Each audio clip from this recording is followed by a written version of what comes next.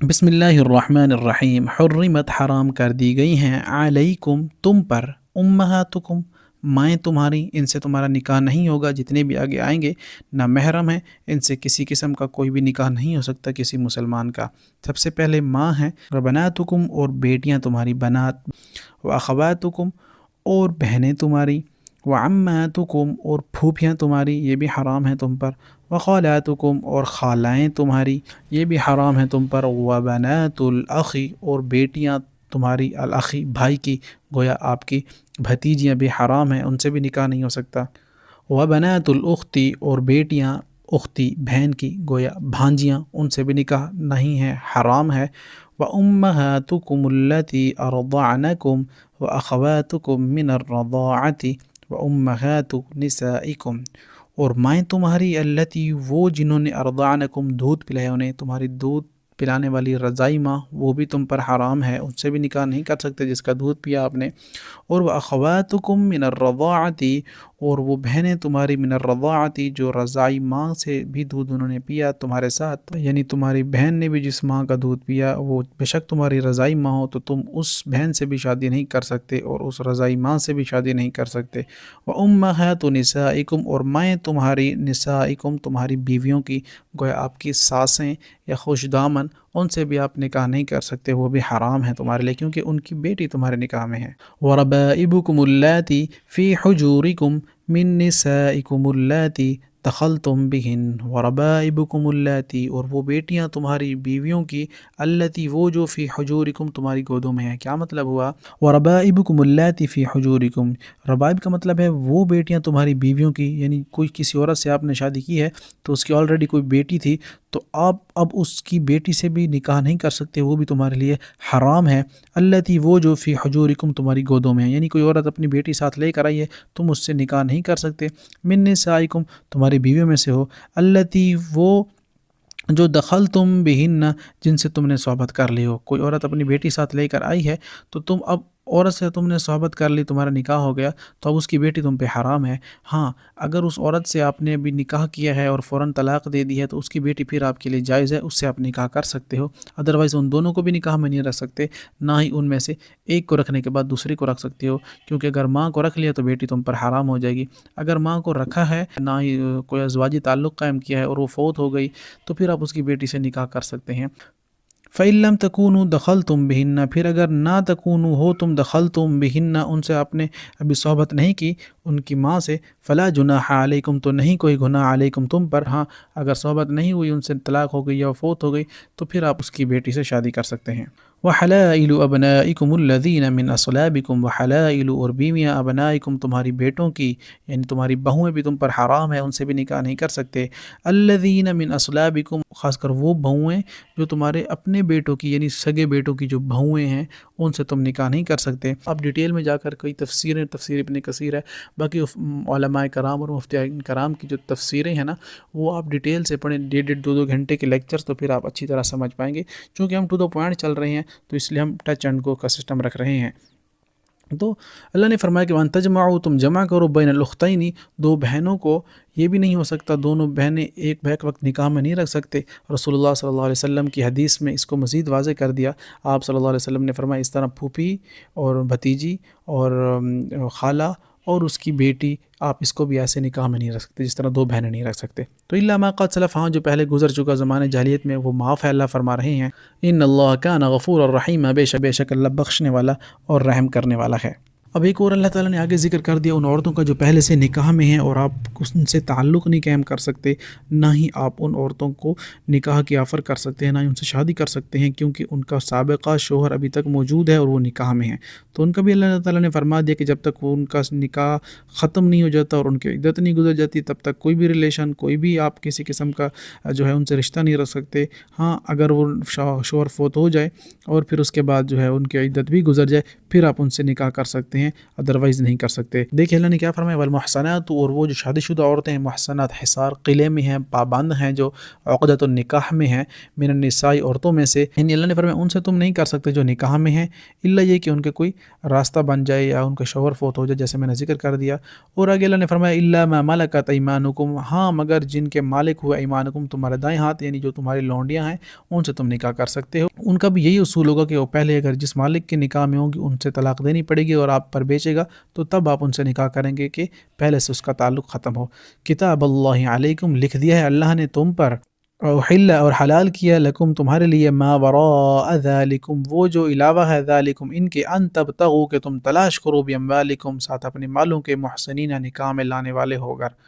اللہ اکبر، اللہ نے اس کے علاوہ ساری عورتیں تمہارے اوپر حلال کر دی ہیں، غیر مصافحات، نہ کہ بدکاری کرنے والے، یعنی ان کو نکاح میں لانا چاہتے تو تمہارا مقصد صرف شہوت اور ڈیزائر کو پورے کرنا نہ ہو، بلکہ تم اس کو نکاح میں گھر میں شہزادی بنا کر لاؤ، اور ان کے سارے اخراجات تمہارے اوپر ہوں گے۔ یہ نکاح کا حسن ہے، اور یہ شادی کے بعد جو نباہ ہے وہ کرو، نہ یہ کہ تم نکاح کے لیے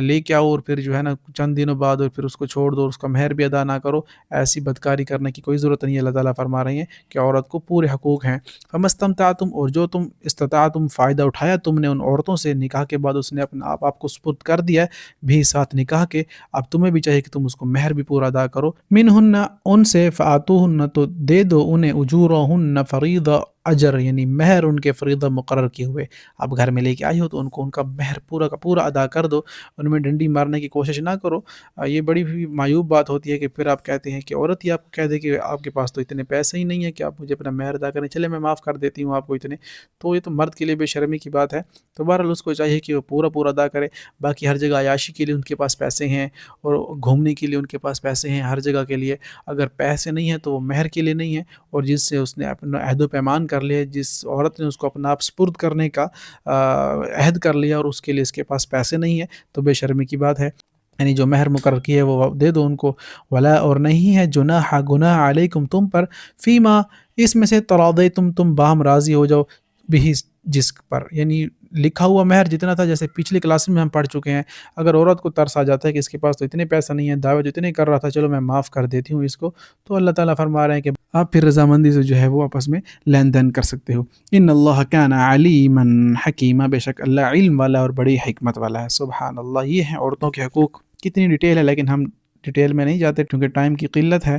ومن لم یستطع منکم، اور جو کوئی لم یستطع، نا استطاعت رکھے، منکم تم میں سے، طولا، وسعت مال کی، ان ینکح، کہ وہ نکاح کر لے، المحصنات، آزاد عورتوں سے، المؤمنات، اور جو مومنہ ہوں، یعنی تم میں سے کوئی استطاعت نہیں رکھ سکتا کہ ایسی عورتوں سے شادی کریں جو آزاد ہوں۔ آزاد سے مراد گھریلو عورتیں، خوبصورت عورتیں، پڑھی لکھی عورتیں، سلجھی ہوئی سمجھدار عورتیں۔ اگر ان کی خواہش ہے کہ وہ ان سے نکاح کرنا چاہتا ہے لیکن اس کے پاس استطاعت نہیں ہے تو کیا ہے، فمما ملکت ایمانکم، تو جن کے مالک ہیں ان کے دائیں ہاتھ، یعنی پھر وہی بات آ گئی کہ فتیاتکم المؤمنات، تمہاری لونڈیاں جو مومنہ ہوں،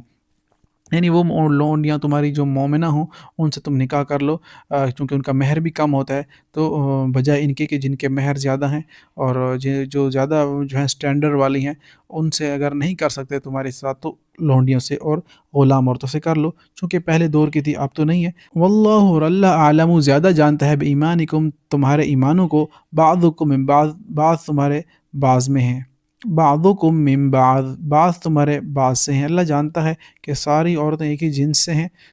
فانکحوہن، تو نکاح کر لو ان سے، باذن اہلہن، اجازت سے، اہلہن، ان کے مالکوں سے۔ لونڈیوں سے نکاح کرنا چاہتے تو ان کے مالکوں سے اجازت لو، اگر وہ مالک کے نکاح میں ہے تو وہ نکاح میں طلاق دے گا، پھر تمہارے نکاح میں آئے گی، اور پھر تم کو ویسے ہی ساری پروٹیکشن دو گے، سارے حقوق دو گے، سارا مہر ادا کرو، کیونکہ تم ایک ہی جنس سے ساری عورتیں ہو، اللہ نے فرمایا۔ سبحان اللہ۔ وآتوہن، تو دو انہیں، اجورہن، مہر ان کے، بالمعروف، بھلے طریقے سے۔ ان غلام عورتوں کو بھی ان کے مہر ویسے ہی بھلے طریقے سے دو، اب ان کو بھی شہوات کے لیے نہیں لے کے آنا، ان کو بھی گھر بسانے کے لیے لے کے آؤ۔ محصنات، نکاح میں محفوظ ہونے والی ہیں وہ، غیر مصافحات ولا متخذات اخدان، غیر، نہ، مصافحات، وہ بدکاری کرنے والی ہیں، ولا، نہ، اور متخذات، بنانے والی ہیں، اخدان، چھپے دوست۔ ہاں، یہ ہے کہ وہ چھپے دوست بنانے والی نہ ہوں، بدکاری کرنے والی نہ ہوں، یعنی کہ کسی سے حرام ریلیشن میں وہ ملوث نہ ہوں، ان سے تم شادی کر سکتے ہو۔ اگر ان سے کوئی کوتاہی ہو جائے تو اللہ نے ان کا بھی ذکر کر دیا، فَإِذَا تو پھر جب احسنّا وہ نکاح میں لائی جائیں، فَإِن پھر اگر آتئینہ وہ آئیں بفاحشۃ بے حیائی کو، نکاح میں آنے کے بعد اگر ان کے وہ نکاح میں لانے کے بعد لونڈی پھر فحاشی کا ارتکاب کر لے یا بے حیائی کو آ جائے یا کسی کے ساتھ کوئی ریلیشن رکھ لے، فعلیہن تو ان پر نصف آدھی ہے ما علی المحصنات من العذاب پاک دامن عورتوں پر من العذاب سزا میں سے۔ تو اس لیے اگر تم میں سے ایسی عورتیں جو جن کو تم لے آؤ اور وہ بدکاری پہ اتر آئیں اور وہ غلام ہوں تو ان کی آدھی ہوگی، اور جو اس دور میں کی گئی۔ لیکن میں پہلے بتا دوں آپ کو کہ سورۃ النور میں پورے احکام آ گئے کہ جو مرد عورت شادی شدہ زنا کریں گے یا کوئی ایسا کام کریں گے جو فحاشی سے مرتکب ہوگا، جو بڑا ہوگا، جیسا کہ زنا کا میں نے ذکر کر دیا، تو ہوگا یہ کہ ان کو سنسار کر دیا جائے گا، پتھروں سے مار مار کر ہلاک کر دیا جائے گا۔ اگر غیر شادی شدہ کریں گے تو ان کو 100 کوڑے ہیں، اور اب یہاں پر اگر بات آ گئی غلام کی تو اس کو 50 کوڑے ہوں گے، اور اگر جو ہے وہ ایلیٹ کلاس کی عورت ہوگی تو اس کو 100 کوڑے۔ اب چونکہ اسلامی قانون لوگ نافذ نہیں کرتے تو یہ ہونا چاہیے تھا۔ بہرحال خلاصہ کلام یہ ہوا کہ اللہ نے فرمایا کہ ان کا آدھا ہوگا سب کچھ اور ان کا پورا ہے۔ ذَلِكَ لِمَنْ خَشِيَ الْعَنَتَ مِنْكُمْ، یہ ہے لمن اس کے لیے خشی العنت